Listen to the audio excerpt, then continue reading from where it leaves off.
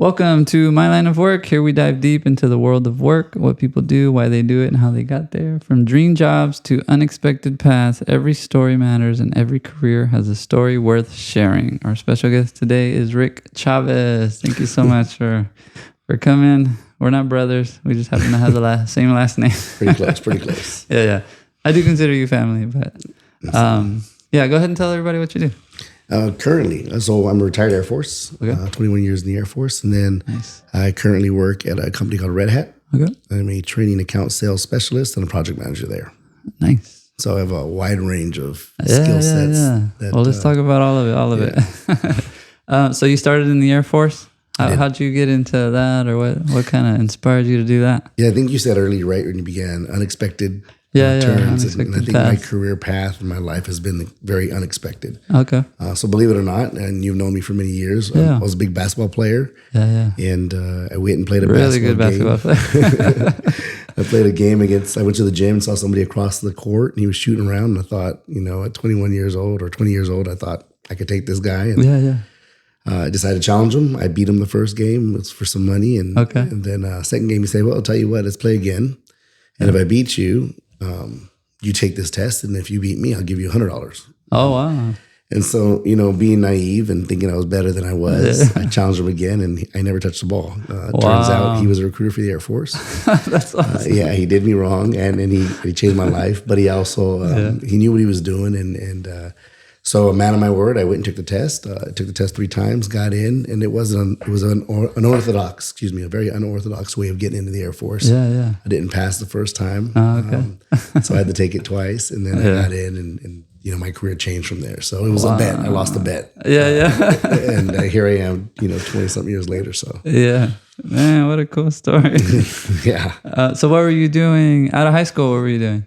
Yeah, I was a manager for McDonald's. I was managing a place. Okay. I was right below general manager, so I had a house and everything. And nice. I had just gotten married, and so I thought, well, I need a job with more benefits. Yeah. And I had also lost that bet, and so I thought, well, that's one way to kind of get some protection for my family. I didn't have a kid or anything at the time. Yeah. And so the Air Force was the bet that I lost became the best thing I ever did. So man, that's cool. Yeah. Very cool. And then in the Air Force, not knowing how did that turn into what you do now? Like, what was that path like? So it's going to be a long way. I'll try and shorten it. But I think it's kind of cool. I sat down the other day, especially after we talked and thought about this, and was just really talking to my barber about, man, I've had a lot of hats in my days. Okay. And I think some you know about and some you might not know about.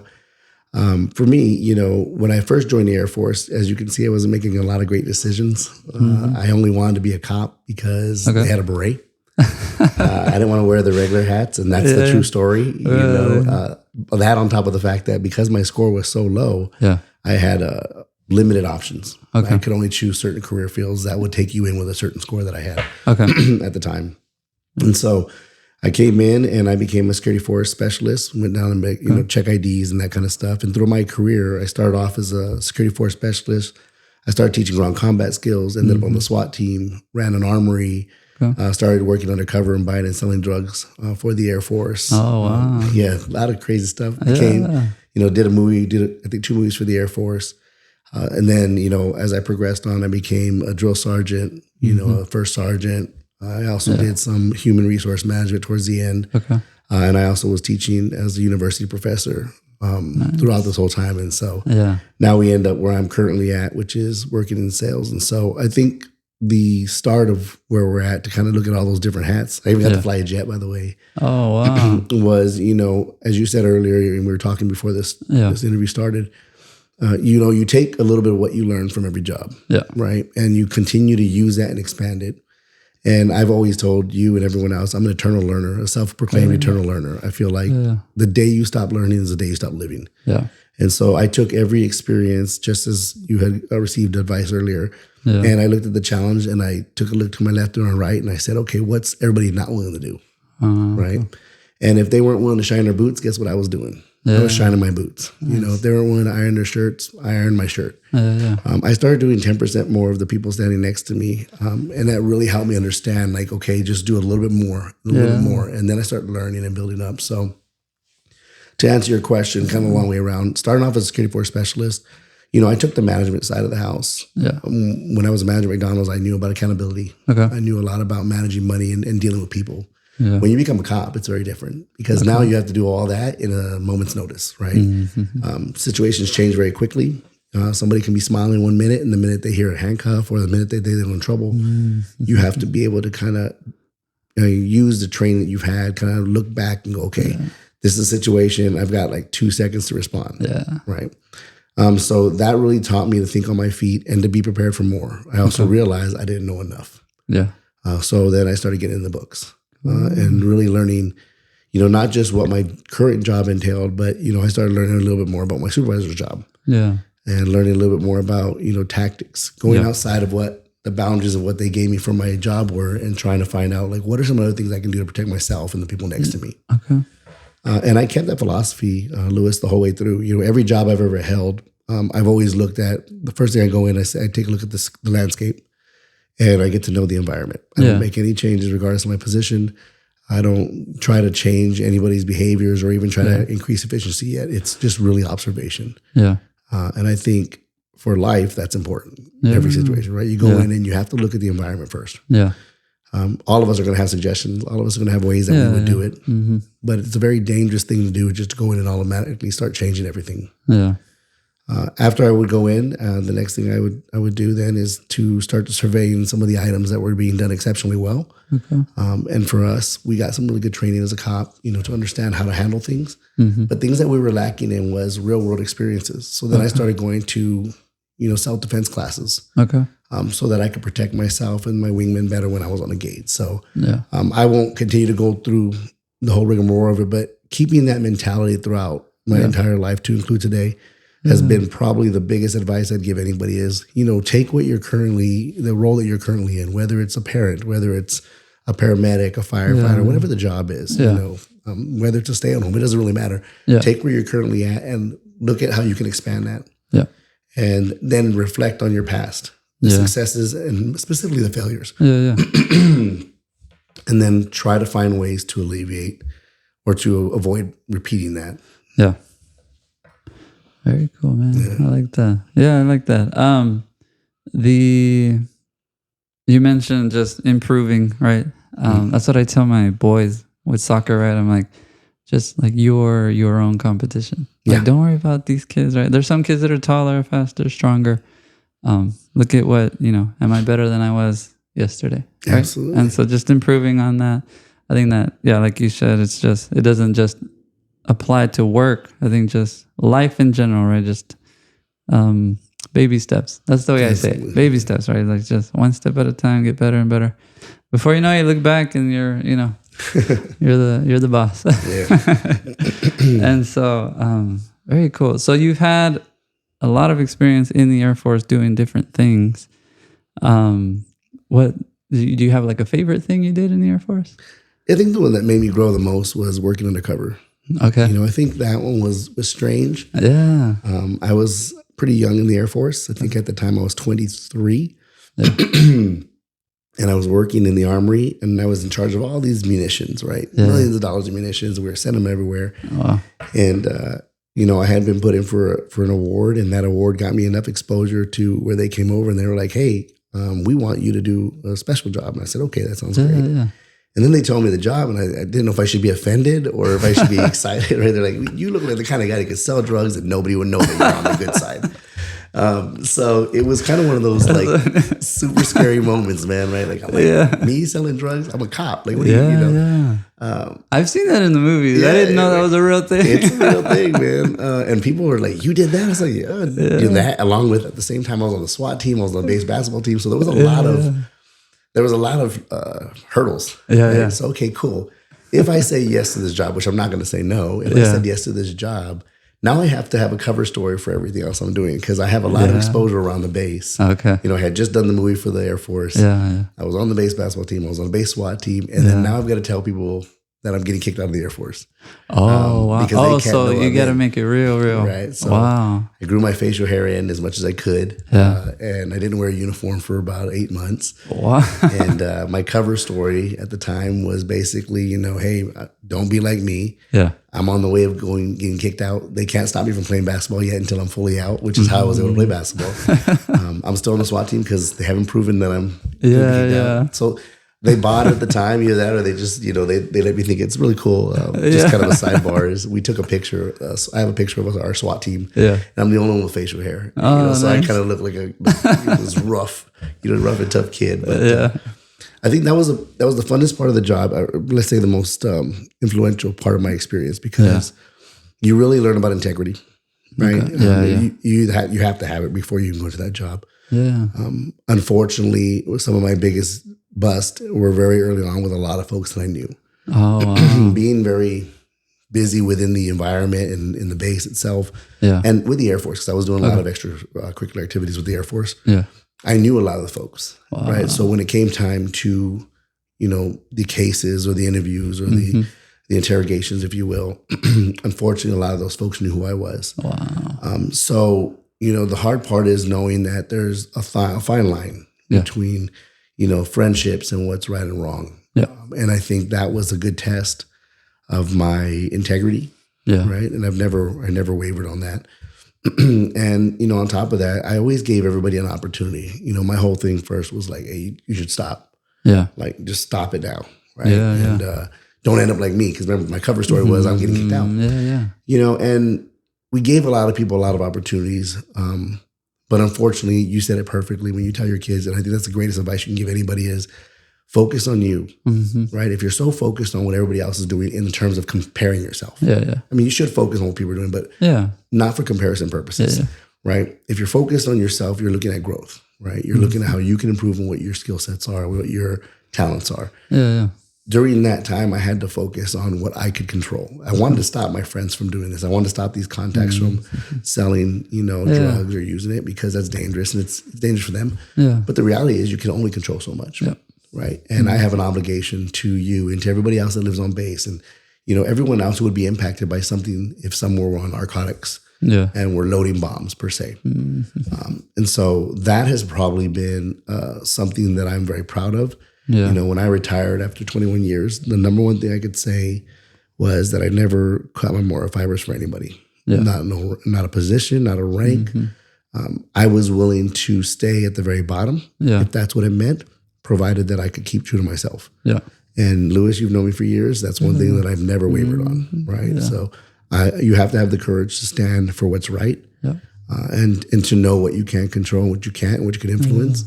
And if you're not willing to do that, then I say take a step back first before you start pursuing positions of authority or power because your influence is greater than you know.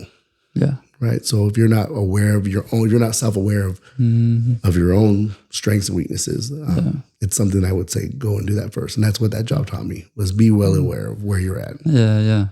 Man, you should do a parenting podcast. Everything you do, I'm relating it to my kids. I tell my kids the same thing, right? Like in this house, we stand for truth. What is true? What is right?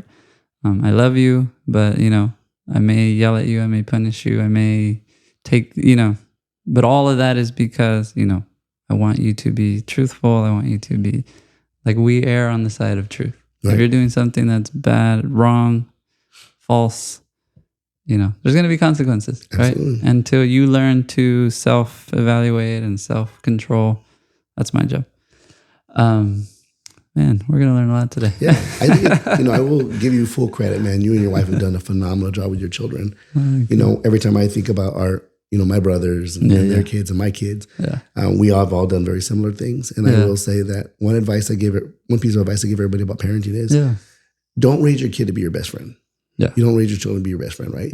You're raising your children to be exceptional citizens in the world. You're not raising them for you. You're raising them for them, right? And I want my children to be those kind of girls that people want to be around. You know, they seek them out. Responsible, aware of what they're supposed to do, and kids of integrity. And I think we've achieved that. You know, my kids are phenomenal, and Yeah. I think they surprise me every single day. That's awesome. Yeah. 21 and 22. Yeah. And we're about to all change another year. All of us, our birthdays in January. So, oh, nice. I think it's really cool to kind of see them make life decisions. Yeah. And when they make their decisions and they make them on their own, they're making the right decisions. I've never been disappointed in a decision that the girls have made. Cool. So man. full credit on you cool. and doing what you're doing, man. No, see, man, your girls are awesome. So we talked about, kind of your favorite thing. And you're going to tell me the pilot story, but is there something you did in the Air Force where you're like, man, this is, that was rough, or I didn't enjoy that, or? No, I enjoyed every bit of it. Oh, that's good. There were times, right? And I think that's the important part. You could have your dream job. Yeah. Right. We could have everything in the world handed to us. We could have all the money. And there are still going to be days where you're going to face that, you're going to get up and you're like, oh, I just can't do it today. Yeah. I was a drill sergeant or MTI for 8.5 years. Okay. And that was 16 hours a day, 7 days a week. And before they changed it. Okay. And I loved every minute of it. Wow. In terms of, I love the accountability. I love the commitment. I love the drive that it took to get up every morning at 3:00, go wake these kids up, these young airmen, and find a new way to motivate them to achieve their dreams. Yeah. Right? Because that's what we're doing. We're essentially wanting to help them. And every day a new trainee would challenge you, right? Or somebody else. It was different every day. So was it challenging? Sure. When you would get up at 3 and go home at 9 o'clock at night or 10 o'clock at night and have to do it the next day, that's challenging. Yeah. But the most rewarding, absolutely. Yeah. I think, I've been out of the Air Force going on 5 years this year.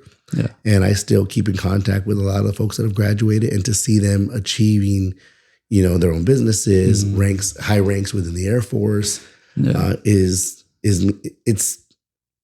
almost like watching your own kids achieve things. Yeah, right? Knowing you played a part. Yeah, I spent 16 hours with these kids, with these young adults every single day. And I remember a lot of names in terms of the relationships that we had, events that took place, not just the bad ones, right? Where they would shave their eyebrows off, and that would probably be the most rewarding. The fun job was the undercover, and the most rewarding job I had was graduating over 332,000 airmen in that 8 years. Yeah. And I was a tech school instructor too. So, I've been in training education for a long time. Yeah. And those relationships that you build, spending that kind of time with these young men and women, you get to know their stories, kind of like we're doing now. Yeah. That's the most rewarding, to know where they came from and to see where they're going, and then to follow up and then get to witness where they're at. Right? Yeah.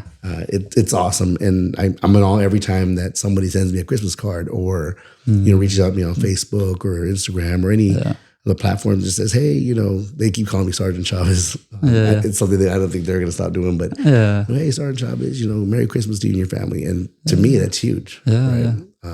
For them to remember me and be a part of that journey it's an honor. So definitely the most rewarding job. Very cool, man. So you flew a jet. I never knew that. I turned down the first one. I was terrified. What's that story? So the first time I had won an award, it was Airman of the Year. Okay. For the local level. I think I won for the base. I had lost at the MAGCOM level or the command level. Yeah. And they offered me to fly F-16. And I looked at that plane and I looked at myself and I said, nope. And I didn't do it. Right. And so fast forward, 2011 is when I won the Outstanding Airman of the Year award. So in 2011, I won the Outstanding Airman of the Year award, and they offered me an opportunity to fly the T-38 here at Randolph. Okay. And I looked at the jet, and I looked at myself, and I said, nope. But then I remembered, as I told you in the beginning, learning from your past experience, I said, what am I doing? Yeah. I said, no, I'm doing this. I'm terrified of flying. I'm going to do this anyways. Yeah. And they're going to take care of me. So then I go and talk to my commander. My commander hooked me up. She got me the incentive flight. Yeah. And they say, okay, you're going to be flying with Monkey Boy. And immediately I thought, come on. I couldn't fly with Maverick or something, Top Gun. You're going to give me somebody who earned his nickname as Monkey Boy. So, I don't know how he earned it, but I'm assuming that he's probably, somebody that fooling around, that messed around. But no, phenomenal pilot, great officer, great person. Yeah, we didn't do any fooling around, but it was he made me feel comfortable, and I didn't throw up or anything like that. So I got to fly it from here. I think we flew well, I can't say the flight pattern, but we flew for a while and came back. And by the time I got back, I was like, how do we get back so quick? Yeah. This will be great. But what an experience. And I have it on video. Nice. Monkey Boy, thank you for all his efforts. He was phenomenal guy. That's awesome. Yeah. I interviewed an aircraft mechanic, and he kind of studied different things growing up and through college. And it wasn't until he was 27, he took a flight lesson. And day one, they're like, you're taking this thing up. Oh, man. It was a Cessna, I think he said, like a small plane. Yeah. And he's like, this is what I want to do. And that's what he discovered at 27. Like, this is what I want to do. And I love that story because, like, my kids are young, right? So I'm like, man, I hope they find their calling, like, soon. And, like, they don't mess around. Like, you hear a lot of kids now that they're older and they're living at home. And, right? And so I worry about that as a parent. But then I'm like, man, this guy, like, he's such a cool guy. Like, he loves what he does. And it took him a little longer to find what he did. Yeah. Right? And I was like, nothing wrong with that. Not at all. And so what did a typical day, well, you do a lot of things. What did a typical day in the Air Force look like? So I don't think there was anything considered typical, right? Yeah. I'm a pretty busy person. Yeah. Before that, I do want to tell you a funny quick story. No. You talk about a Cessna. So I'll tell you why I was terrified of flying. Okay. We used to fly to Georgia, and we would, as a drill sergeant, we would run their encampments during the summertime, and we'd help their cadets get all ready for the year. Yeah. And so one year we flew to Georgia, and then we had to get on we call them crop dusters. Okay. But a Cessna from Atlanta over to Macon, Georgia.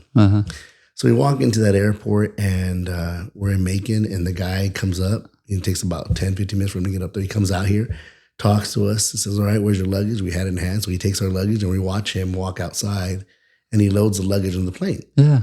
So I'm like, okay, well, the guy who's checking us in is also the guy who loads the luggage. Okay. That's cool. And he comes back, he's like, you guys ready to go? And we're like, sure. Maybe he's going to walk us out there, right? Yeah. So that he walks us to the plane, and then we don't see him walk away. Instead, we see him come on the other side, and he's the pilot. Oh, wow. And we're like, how is this one-man operation? Like, he's loading the plane. He's everything, doing all of it. And then the seatbelts in this thing were like your typical car seatbelts. Yeah, they weren't like your buckle. They were just like a strap. Yeah. And from where we're at, I could touch the pilot. Like I could put my hand on the shoulder. Yeah. There were 6 of us in this thing, and it was like we were super low, and it would shake. I don't know if we were landing. I don't know if we were in the air. I don't know what we were doing. I'm sure we just skid across like cars and stuff to get there. But man, it used to terrify me. We did it 3 years in a row. But anyways, to answer your question, man, a typical day. I don't know if there was a typical day. Yeah. I will say that there was a lot of sacrifice. I got my degree, my bachelor's degree, and my master's when I was in the Air Force, but I did it very differently because when you work 16 hours a day, and my children were very young, they're 21, 22 now, I didn't want to sacrifice time with my kids. Okay. Right? Because that was important to me. I'd already lost a marriage. Yeah. And so at that point, I was like, no, I need to make sure that I balance life out. And working 16 hours a day, how am I going to fit in time with my kids and school? Because I can't tell them to do something I'm not willing to do. Okay. And then balance work, right? Yeah. So for a while, my typical day looked like getting up at 3, bundling my kids up, dropping them off, and then going to work for the entire 16 hours. Yeah. Coming back, spending about 2-3 hours with them, playing with them, teaching them alphabet and different games. And then when they fell asleep, I'd be working on my bachelor's degree till like 1 o'clock in the morning. Sometimes 2. Sometimes I get an hour of sleep. Sometimes I get 2 hours of sleep. Yeah. But I did that for about 2.5 years while I was a TI. Yeah. When I finally got done with that, then my typical day looked a little bit better. Okay. Right? Because no longer am I studying. Yeah. And I took about a 7-year break between the degrees. But it would be, you'd get up really early. The girls had a routine. Mm-hmm. They got the whole drill sergeant, come on, let's go. I was a drill sergeant before they woke up and a drill sergeant when they went to bed. Yeah. I just never yelled at them like drill sergeants, although they might tell you otherwise. I used to tell them, I'm just talking to you with passion. Yeah. Right? Just passion. Yeah. But yeah, we would drop them off and essentially I'd go to work and then, I'd come home and spend as much time as I could with them. And my own personal well-being, things that I wanted to accomplish were done when they were asleep. Okay. And that's kind of when I would do it. And even then, my daughters will tell you I did special things like, I would wake one of them up and I'd be like, hey, get up, let's have ice cream and cereal together. And we put ice cream and cereal in a bowl. And then we would just sit there, right? And don't wake up your sister. This is just our time. Because I also saw the value of making sure that we had our own individual moments. And we did that for a long time. And so as they got older, thank goodness, because I couldn't take much more ice cream and cereal or cottage cheese as my other kid would eat. We would do long walks on the beach. We'd get up, I'd wake one of them up. And then be like, come on, don't wake your sister. And we'd go do the sunrise. That's cool. While the other one would do the sunset with me. So a typical day would really just look very different. It was more like, okay, here's what you have to do. And here's your free time. And how are we going to make sure that that free time is divided between the people who care about you? Oh, and then if you can sprinkle some for yourself. Which was a terrible life cycle balance for me. That took me a long time to kind of figure out. So that was what it was before. So a lot of intentionality. Looking back, how would, I don't want to say doing anything differently, right? But like you say, what have you learned now looking back? Oh gosh, yeah. Well, I will tell you, I don't live with regrets. Right? I believe that everything is placed in your life to teach you something. So I don't have any regrets. Would I do things differently sometimes? Sure. I think we all would now that we have the ability and the knowledge. I think what I would, it's not I think, I know what I would change is balance. I did a poor job of balancing my very young marriage with my career goals and with my family desires, right? So my marriage, we were very young, and I believed, because I was so naive, that all I needed to do to be a good husband was make more money so she wouldn't have to work, so that my kids could get everything they needed. And they didn't need me there. They just need me to provide. That's what I believed in my head. I would have changed that. I unfortunately left the person who said they were going to be by my side. I left them out in the cold while I was pursuing, with the right intentions, pursuing everything I could to be a good father and a good provider.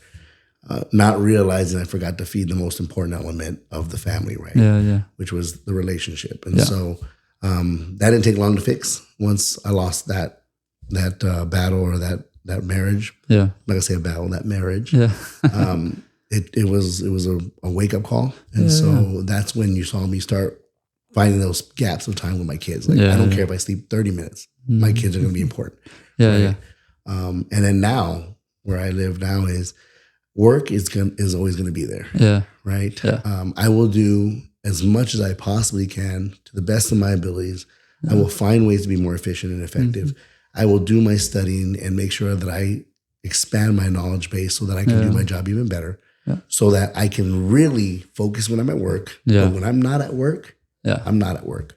Right. And as somebody, and you've known me for many years, as we said before, for somebody who has a hard time stepping away from anything unless it's done, that has been the most valuable, is learning when to step away. Because if you're getting 10% of me, then I'm not as valuable to you when you get 100%. And the same thing with my children, the same thing with my spouse or my partners or whatever it is, even the friendships, even conversations like this, knowing that this is important, right? And that I don't have to be over there at work dragging things out or trying to make things, there's a time and place. And so balance.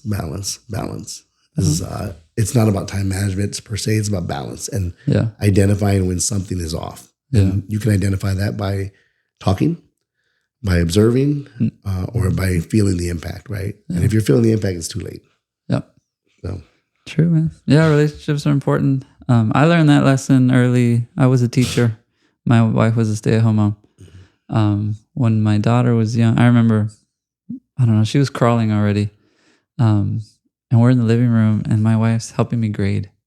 And like, we're there grading and my daughter's just kind of crawling around, and then the dogs are there and we're just like, I'm like, man, what are we doing? Like, why aren't we like playing with her? Like, spending time as a family, like you said. So it took me about 1.5 years. It took me the rest of that year and the next school year to develop a system to where I didn't take any work home. Good. But I was very like I'm learning from you. I was very intentional. I was like, my goal is to not take any work home. So I would get to work an hour early. It was like an extra conference period for me. And then, I just set up systems during my conference period. I was very intentional about work.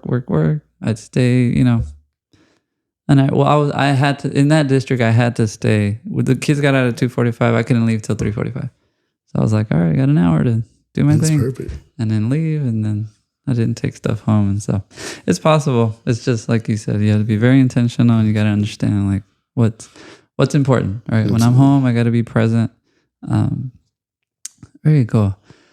So what do you do? So Air Force, now you're retired and you say, what do you do now? Project management? So the majority of my job is project management. Okay. So I do work as a training account specialist, sales specialist. And, in a nutshell, what that is the company that I work for. We help companies identify, their pain points. And then we match that with where they'd like to be strategically in the future and where they want to be currently. And we help them install, manage, and work with products like Ansible, OpenShift. We're looking at AI now. Okay. Right. So different technologies.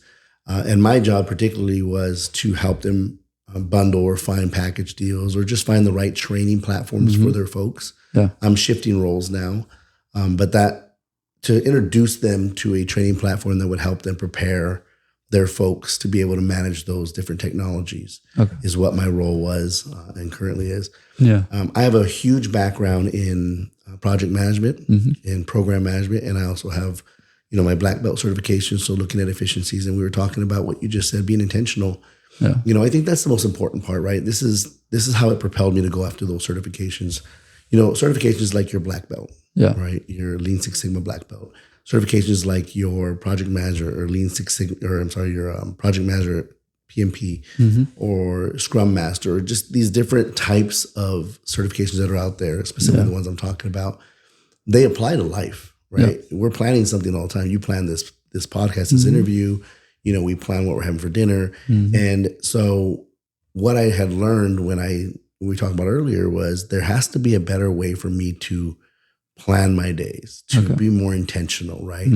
Going after those certifications gave me the tools that I needed to understand things at a different level. Yeah. Finding efficiencies. You said you were building different processes at work, right? You knew that you had this conference time and the kids couldn't leave till a certain time. Yeah. For me, this became where I grew as a professional because I'm exceptionally well-versed at building different products and automating products to help me manage different projects or processes.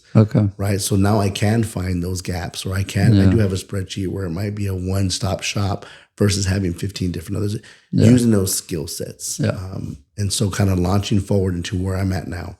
I took all that stuff that I learned, managing 120 airmen a day in different personalities. You need to be able to have these conversations. I think that's a lost art. People don't know how to communicate with each other anymore. It's all text message, or it's misinterpreted text messages. If it's video conference and it gets too heated, somebody can say, "Oh, sorry, I'm losing connection."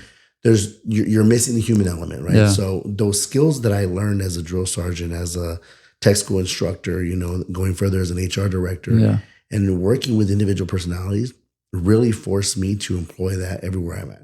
I don't like to not have one-on-one. I'd rather, if you're in the same building or even down the street, I'd rather drive to you and have that conversation versus doing this over the phone or, very intentional when it comes to that. So I've used that skill. When it comes to, finding efficiencies and looking at different project management style stuff, all the stuff I learned as a drill sergeant, as a cop and undercover, and all the accountability piece and being intentional, like we keep talking about, all that I launched forward. And I said, okay, these are all skills that can be used here. Yeah. The only thing that changes is the subject matter, right? The subject matter is the only thing that changes. I have an obligation to understand Ansible and OpenShift and, all these other technologies. That's one thing, to understand it at a level that I need to. Yeah. But to manage it, I need to be able to manage these processes, right? Yeah. Manage subscriptions, manage our customers, build relationships, right? Yeah. One thing I did, and I'll say this and pass it back to you. When this last year, I had moved into that training sales role. I'd never been in a sales role before. I'd always shied away from sales roles. I'd been in education and training for my entire life, for the majority. Yeah. I've been in management roles at executive levels for a long time. Yeah. And so I'm very comfortable when it comes to managing, right? Or when it comes to leading or team dynamics. Those are easy things for me that I feel comfortable in. Yeah. Can't say they're easy. I feel very comfortable. telling somebody or asking somebody to buy something, it was a scary proposition for me, you know. And I'm going to tell you what I told the person who interviewed me in my interview. And this is not a joke. I'm not making this up. I said, listen, I'm going to be really honest with you. I'm not huge into selling. I never want to be a salesperson. In fact, I sold one thing in my life, and that was Kirby vacuums. And if you all remember Kirby vacuums, they were like $2,000 a pop, right? So I had 6 of them to sell, and I sold 2. Right. And then, you know, as I'm looking at the person interviewing me, I said, and the person who bought those 2 was this guy. Right. You bought your own vacuum. So I said, now we can look at this 2 ways, right? One, I really believe in our products. Well, I'm a terrible salesperson, right? But I want to be upfront with my interviewer, and she was great. Both of them were phenomenal. I was very upfront and honest about it. And I told him I have a lot of passion and I will push forward with whatever, but just understand it's going to take me a while to get out of the comfort zone. I'm an introvert by trade. And so it was a very, very challenging year in terms of really feeling comfortable with knowing that you don't have to force something down someone's throat, right? So the product will sell itself. So what I did, and you talk about my current job, is I said, you know what I'm going to focus on? People. That's it. Just people. What's your dog's name? You know, what's your wife's name? Like, where do you live? What's the weather like up there? You know, even if we don't really have a communication right now on this particular meeting about training per se, I know that you know things about me and I know things about you. And I want that relationship, right? Because at the end of the day, whether you buy a train or not, we have a relationship and you're going to remember my name. I'm going to remember yours. And I found much more success in just being genuine and upfront. And I learned so much about so many people, you know, that one of my deals came in and it was, you know, 6 months down the road. And we didn't even talk about sales except for twice. You know, he would reach out to me and I'd reach out to him. Hey, how are things going? Just following up. You doing okay? Yeah. Hey, how's the dog doing? Oh, great. Yeah. How's the weather? Awesome. Hey, just let me know. I'm here for you. And 6 months later, he came back and purchased. And, you know, and for me, you know, I know maybe there might be some sales folks that are cringing right now at that, you know, and maybe my inexperience as a salesperson showing. But for me, that was more important because I'm looking at the long distance relationship that whether I'm there or not is going to maintain itself. This person, I represent my company, and my company to this person is me at this point, right? So when they think about Red Hat, they're thinking about Rick, right? And let me give Rick a call. You know, he's over at Red Hat. And that has carried, for me, has been, you know, probably the best recipe for success in any job. Get to know the person, talk to the person. Completely agree. Right. I'm an inspector now, but I don't have any construction background. I was a teacher. I learned how to do the job. I learned how to, you know, inspect the roof, inspect an attic, inspect the foundation, right? But being a teacher, coming from the teacher side, like we would have the parent-teacher conferences, right? And so and a lot of it is, okay, the parents wanted to know, where are my kids struggling? Like that was the conversation. So I learned that skill of like, okay, here's where your kid's at, but you know, I'm not just going to bring you a problem, I'm going to bring you a solution. This is how we can get them to, you know, whatever reading level or whatever fluency, whatever the issue is. It's the same thing with houses, right? Like this is the house. These are the deficiencies, but anything can be fixed. You can level the foundation. You can replace a roof. You can, you know, like anything can be fixed. And so if you really like the house, like these are the, you know, and so I was very comfortable with those conversations. And then, you know, the agents are there, the buyers are there. Like there's a lot of people involved. But like you said, the human aspect of like, hey man, I'm just here to give you some information about the house. Like whether you buy it or not, like this is, you should know the condition of the home. I like what you said about AI not having the human element. I think, a lot of people, you know, AI is the future, but I see it as a tool, right? Because it doesn't replace, like you said, the human aspect. And like AI doesn't have, so to me, it's like a brain without a body, right? Like it's a brain and you can teach it and it can learn like on a scale that is impossible for humans, but it doesn't have the physical, the emotional that humans bring. Right. And so I think you're right. I think even in the AI world and everything that brings, the human element and relationships and building relationships and communication, all that stuff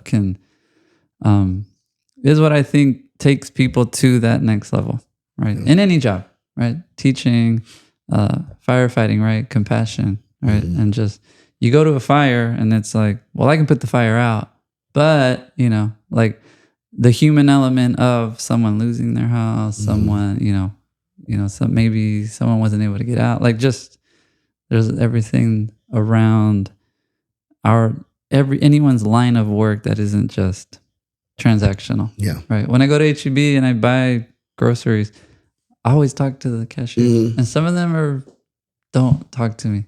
I'm like, okay. And others are like, hey, and I always feel better when I'm able to like interact with them, even if it's short and whatever.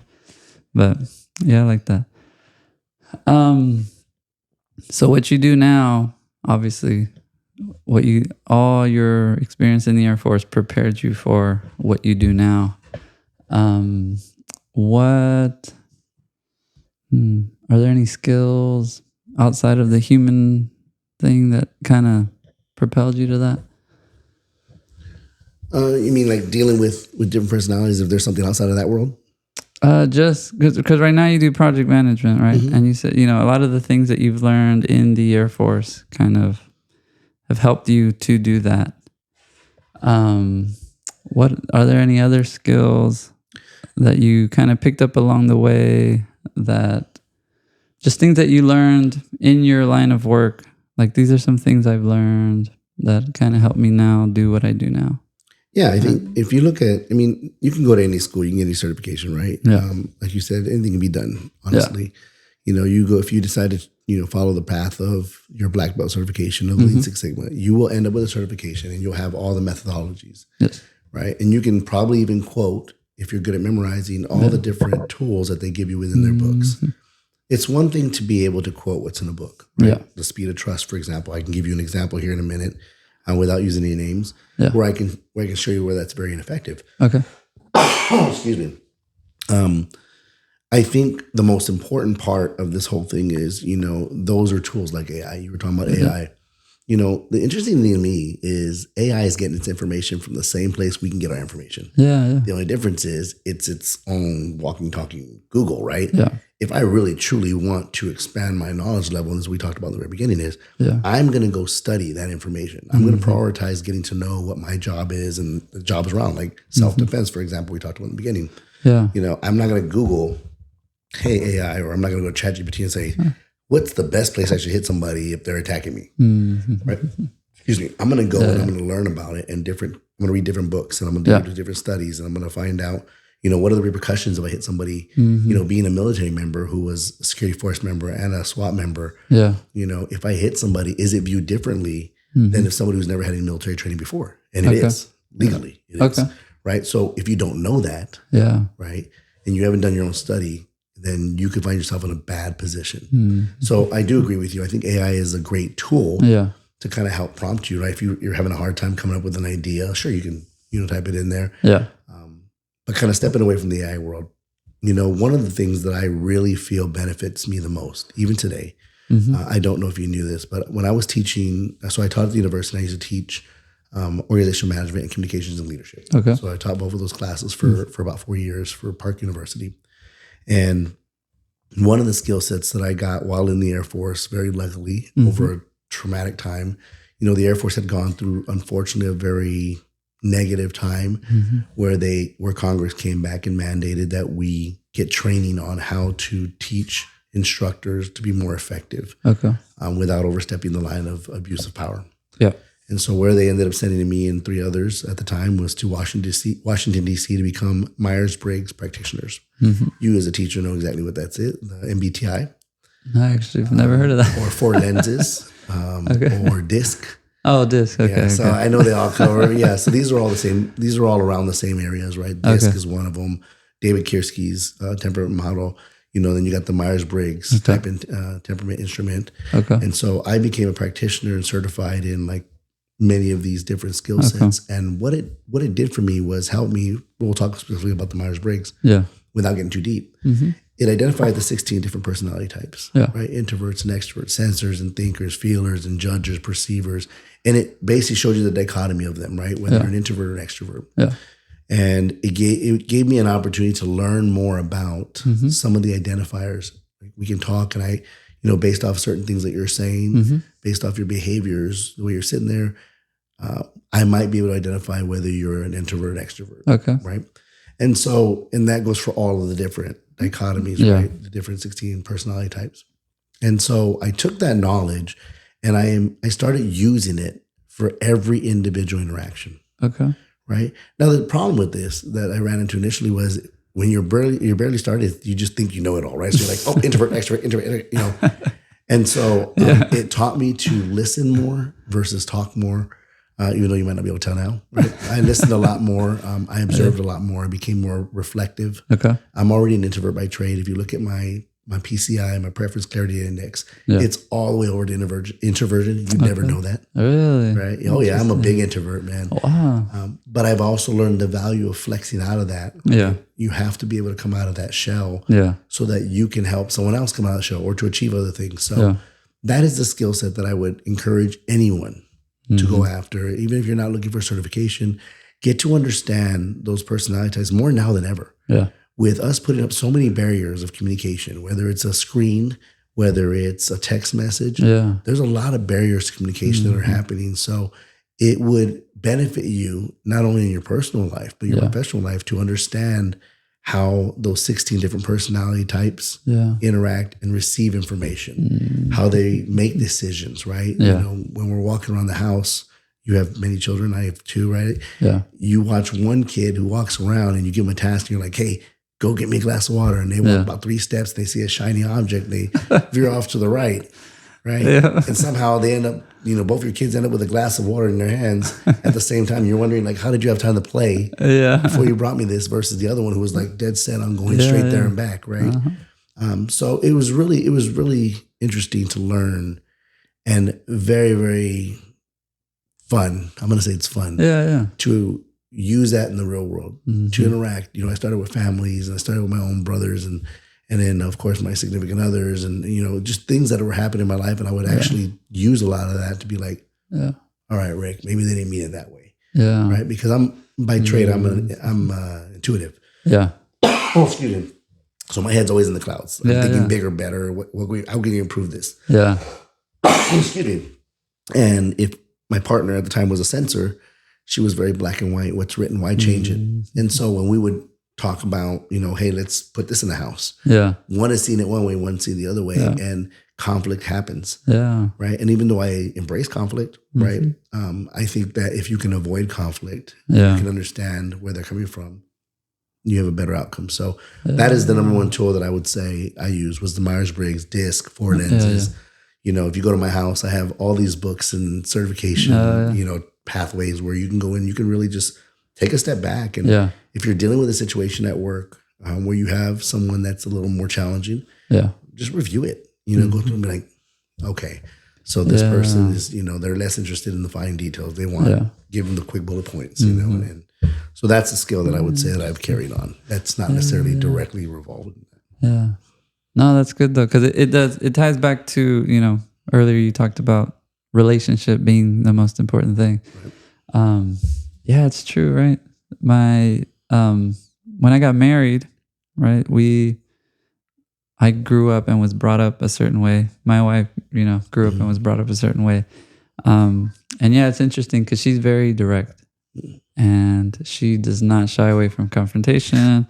And the funny thing is we look at peace very differently, right? To me, as when we got married, peace was the absence of conflict. Like if I don't make her mad and if she doesn't make me mad, like we're good. There's peace.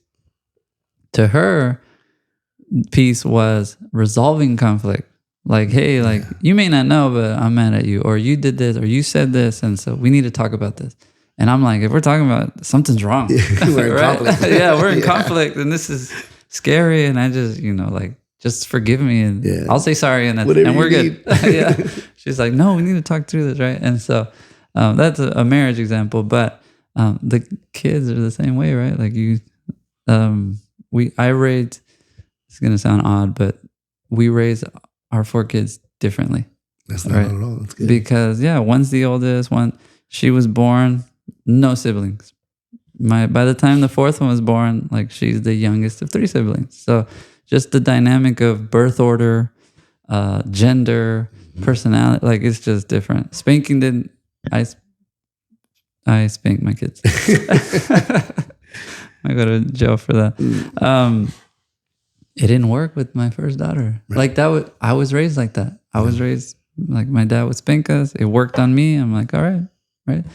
So I remember a couple of times I spanked my daughter, and she's like, "That didn't hurt," and I'm like, "Well, I don't want to. I don't want to like really hurt her. So I'm not gonna, So then I had to find out, okay, what works for you, right? And then the second kid, it was spanking. You couldn't. Timeout didn't work. Taking things away didn't work.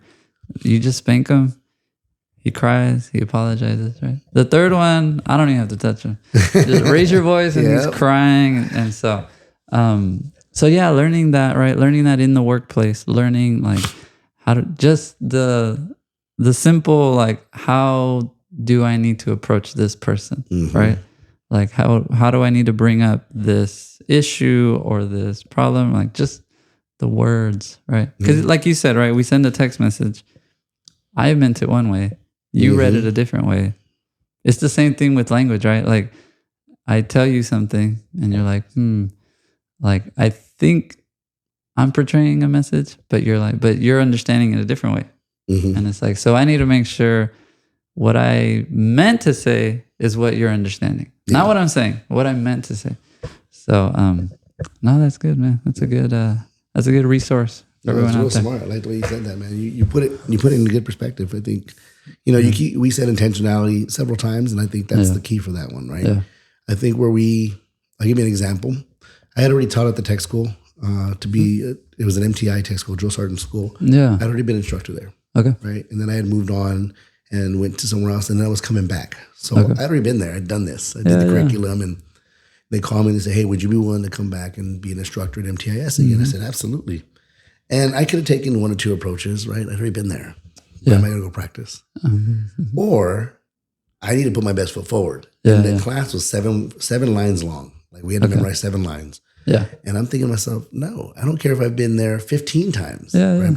So I'm going to fast forward now and tell you where I'm at with us, right? Even before I came to your house, I'm thinking and rehearsing conversation that I'm going to have with you. I think we, in general, fail at that. We take interactions for granted. We don't really put our best foot forward. We don't believe in the whole like first impressions, last impressions thing. And I'm saying that broad as in we. I think there's a lot of folks that don't take into account how you come across, right? In that first 3-4 minutes, and that may be too long, you either gain that person's confidence, trust, and attention, or you're not. Right. So I think that intentionality has to stretch beyond that. You have to prepare yourself for those conversations. You have to know. I've talked to many folks where they have an interview and I'm like, "Hey, so you prepared?" I'm like, "I don't know. When I get there, I'll see what they ask me." I'm like, "How have you not researched this, this? You know, like why aren't you reaching out?" So I love the way you put that, man. I think that's awesome that you raised I think it's great that you believe in spanking. I don't think there's an issue with that. If we both get fired, it is what it is. I did raise my children the same way you did, very differently, but at the same time, same morals. Different approaches, the expectation doesn't change. Exactly. So I think that's unfortunately we tiptoe around that. We don't want to say it out loud because who's listening? But I'll put my kids against 95% of the world and be confident they're going to be okay. Yes. Right. They know how to make decisions. So I saw an interesting video this morning, actually. I was having a conversation with my friend. He sent me a video of a lady. I don't know what state this is. It wasn't Texas. Right. Her 10-year-old, she let her 10-year-old boy walk to the gas station by himself. So the video was talking about how she got arrested. Wow. For letting him, like, child endangerment, or I don't know what the charge was specifically. So then me and my friend, we're both in our 40s. I'm like, man, when I was little, dude, I had a bike. We would go miles away from home. Yeah. I mean, we're not walking, like, we're going far. And then, so he's like, yeah, but, the world's more dangerous now. He talks about that. Well, then I saw this video because I was like, no, I don't think the world's more dangerous. I think social media and media in general has made us think the world is more dangerous, right? Like, like my wife and I, our kids are allowed to play in the cul-de-sac, and then that's the farthest, right? But it's when I was young, the only media my parents had was the news at night. That was it. If you didn't watch the news at night, you don't know who's getting kidnapped, who's getting, shootings and all the bad things. Now, every single, like, it's on my phone. Like, I can find out who's getting kidnapped, who's getting shot, car accident, all the bad things, plane crashes, everything. So it just seems like because of the accessibility, everything's worse. So this guy in the video that I saw this morning shared a statistic that actually the mid 80s to the early 90s was actually the most dangerous dangerous time for kids statistically, as far as kidnapping. We made it. Yeah, we made it. And so I was telling my friend that, right? Like it's perception, right? Like we think it's more dangerous, but I think we're just more, information is more available to us. And so we think there's more plane crashes, there's more bad things happening, but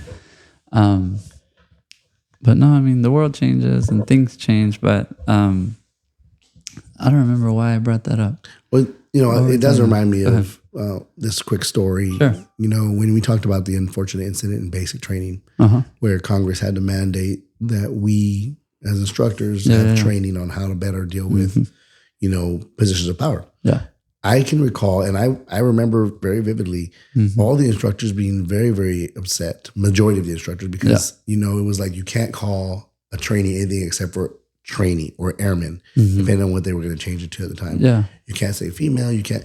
It's literally like you can't say anything other than this. You can't get within this many feet of them. You can't stub your toe and, say an S word or whatever. And a lot of instructors were very on arm. They were on guard with it. They were very upset, and I remember being pretty upset at one time because I'm like, well, then how do we train, right? I'm not saying that that's what we do, but how do we train with intensity when we have to say please and thank you all the time, right? Okay. That was my initial thought. Yeah. And I sat back and I reflected on it and I thought, no, this goes to what you're saying, with the media. It's a leadership challenge for us, right? Yours would be a parental challenge. The one I'm talking about is a leadership challenge. And I would tell instructors that this is a leadership challenge, brother. If you're as good of an instructor, as good of a leader as you say you are, find another creative way within the boundaries of what they're saying to be effective in training. Yeah. Right? You're now in a position where you're going to have to grow. Yeah. They're not growing. They're telling us you can't call them trainee or you can't stand this close to them. Okay, well then change your definition of intensity. Yeah. And for me, the definition of intensity when I was there was, if I tell you to do something and I turn around, I'm coming back to check that you did it. That's intensity. It's not me yelling at you. Yeah. Right? Me yelling at you is not going to make you move faster. Yeah. It's for the look. But at the end of the day, there was no yelling in my dorm. We're not going to yell at each other. No, wait, for what? Why are you yelling in the person's ear? Yeah. Right? And so when you look at what you said, I think you're right. I think social media has just given us the lens now to see what was out there where we were naive to it. Yeah. Right. Only certain groups of people that would see that. Yeah. And now I look at this as a parental challenge. Yeah. Instead of sitting there saying, "Oh, the world's so dangerous," people just get them off their iPads. Yeah. Teach them how to be self-aware. Teach them boundaries. Walk with them to the store. Whatever it takes. But you now, as a parent, have the responsibility to prepare them for the world the way it is with the exposure that it has. Yes. Right. Versus sitting there blaming everyone else and then handing your kid an iPad. Or a cell phone, just so that you can have a conversation with your friend while they're sitting there entertaining and learning themselves. Yeah. These kids are learning how to turn on an iPad before they actually learn how to hold a bottle. Well, even thinking that's more safe. Yeah. I had my daughter, every time I see videos of things happening online, my daughter has a cell phone. I show her. I'm like, hey, look at this kid. There was this kid that, long story short, thought he was talking to a girl. They exchange photos. Nude photos. The other person ends up being, I don't know who, and was like, hey, if you don't give me money, like I'm going to, publish these photos. Oh, man. The kid freaked out, didn't send the money. He ends up killing himself. He was so embarrassed. And this kid was in high school. So I show my daughter this. She's like, I'm not dumb. I wouldn't do that. I'm like, okay. Fast forward a couple weeks, her friends come over. They're in their room. We find out later from the parents that her friend had she received a message through social media. Said, hey, I got a new phone. I lost all my numbers. Can you give me your number? And it was from her friend. Yeah. She's like, oh yeah, here's my number. Long story short, now this stranger has her number and is asking her stuff, and she finds out it's not her friend. And then so I tell my daughter, I'm like, do you think your friend is dumb? And she's like, no. And I'm like, yeah, like there's people on social media that are not, like they're there to harm you. Like they're there for, financial gain or whatever the end result was for that person. Yeah. I'm like, it's not, the telephone that you have like is more dangerous can be more dangerous than walking to the gas station. Like you're exposing yourself to so my kids don't have social media. That's our rule. Yeah. Is you have a phone, it's for your mother and I to get in contact with you. Your friends can have your phone number, but no social media. Everything is parental controlled. Yeah. Right. Good. But yeah, you're right. I mean, we think, okay, they're more safe because they're with us, right? But also, is it more safe to be sitting down on a screen than to be playing outside? Like, and just I think I'm glad we grew up without screens and we're able to go outside and just, I did have video games, Nintendo and all that stuff. But yeah, I mean, you could only play at certain times, right? Yeah, we were restricted. It was like the TV's in the living room, like whenever it's free, you can play. Yeah.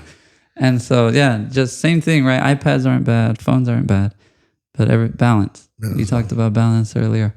And so I like it, man. I'm gonna sell this episode as a parenting podcast.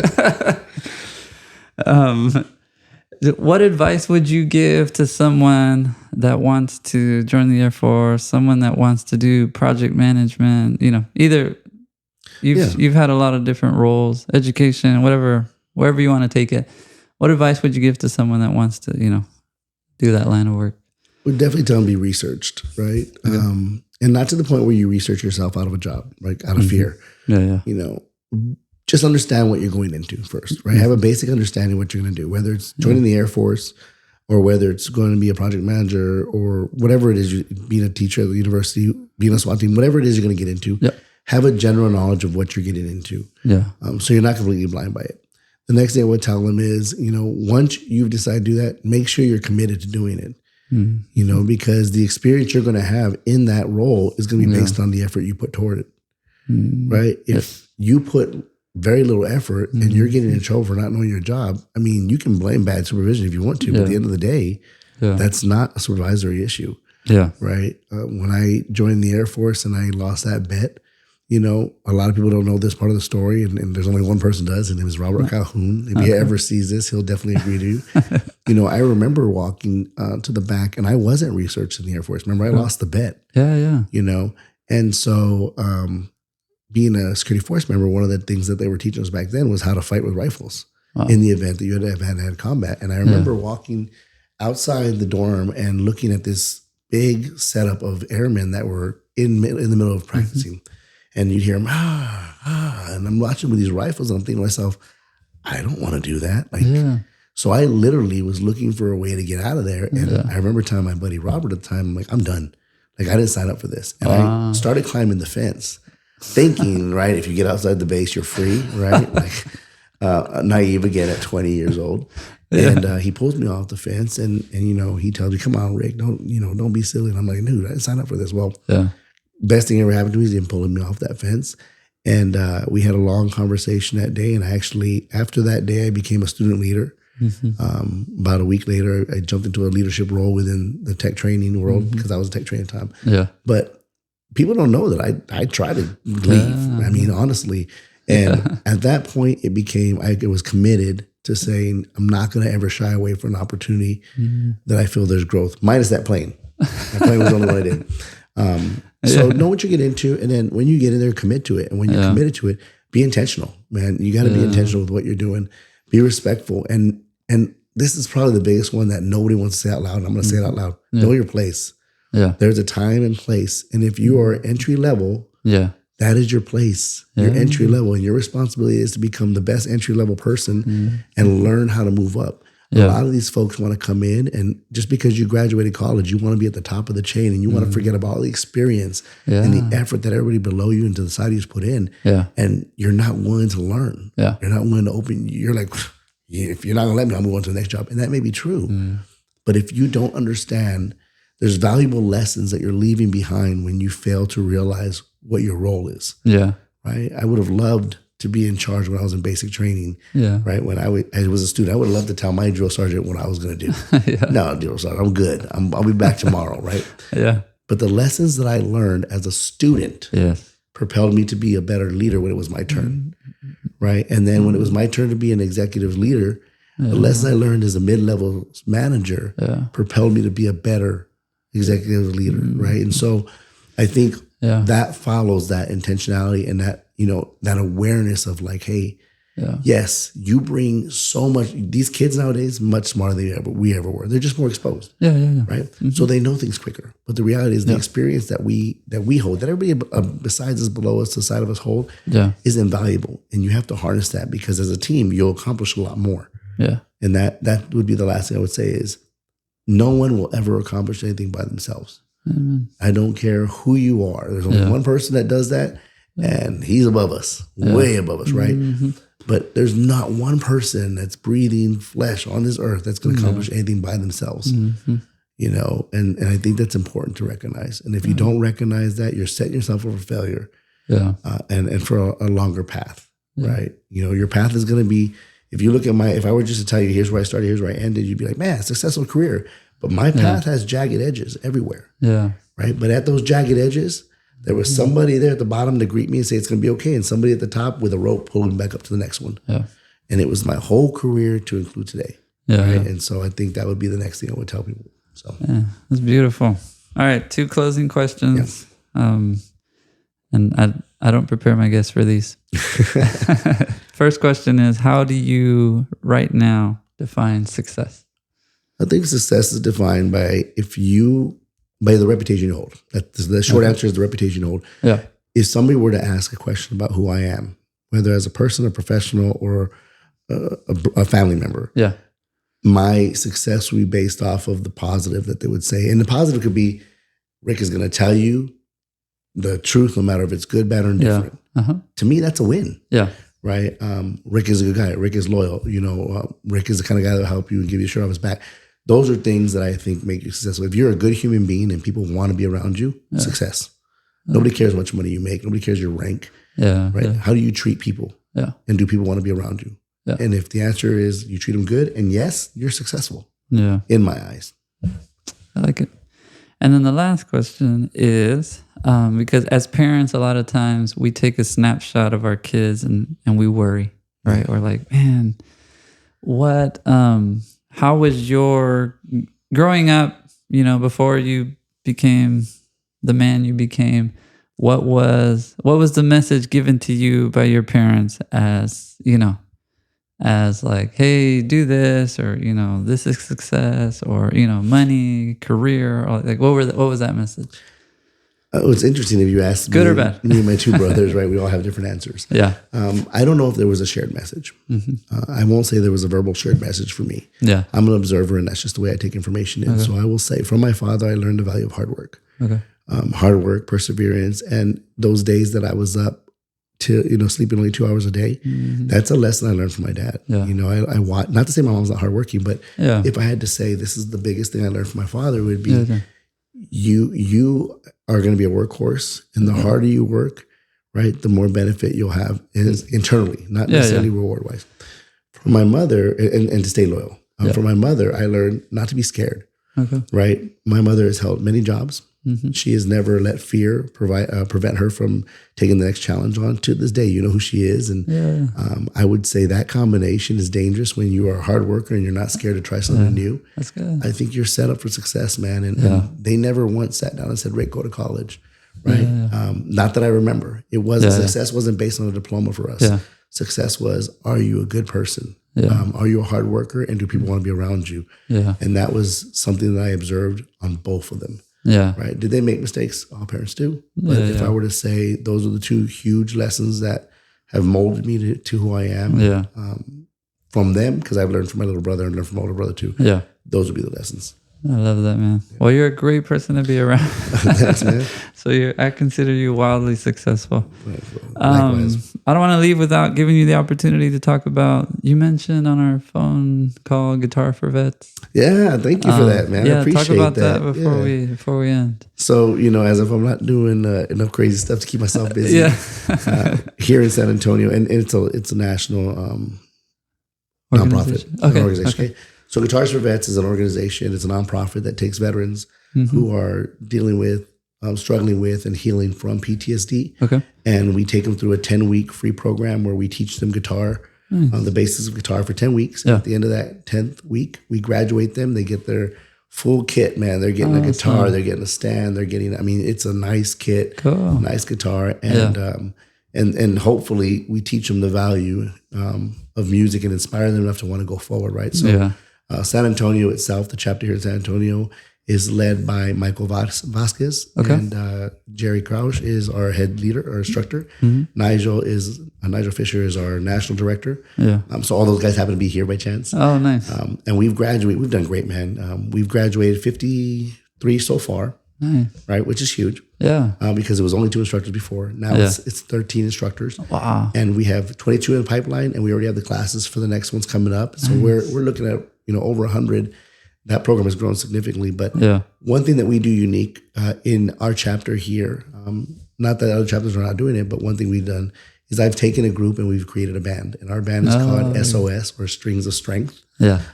Actually, we have 7 of us in that.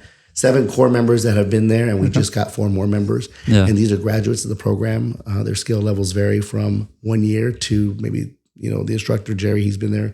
He's been playing for years. Okay. And we got on stage, and none of us have ever been on stage before. I don't sing, but I do sing at these events. Yeah. And we put on shows, and tonight we're going to have a show for an hour and a half over at the Villa in New Braunfels. Very cool. And we encourage people to come out. But if you want to get involved, there's a lot of ways to do so. You can come be part of the program if you're a veteran. You can donate by the website, Guitars for Vet.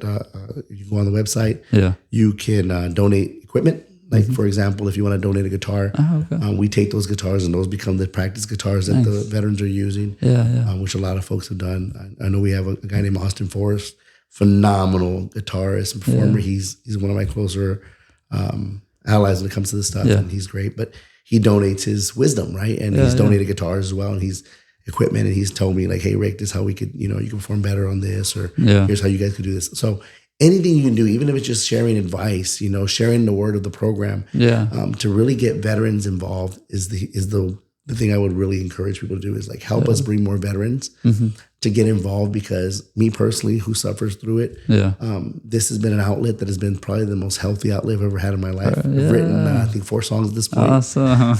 2 of them I'll perform tonight. But Guitars for Vet, amazing program for vets. It's an amazing program that helps veterans with PTSD. And so, I would definitely share the information with you. You're welcome to blast it on your website, man. Yeah. Thanks for doing that, man. I appreciate that. Yeah, we're excited. This is our 7th show. Our first one was 200. So we had never been on stage, and 200 people was our first audience. Nice. Way to break it in, right?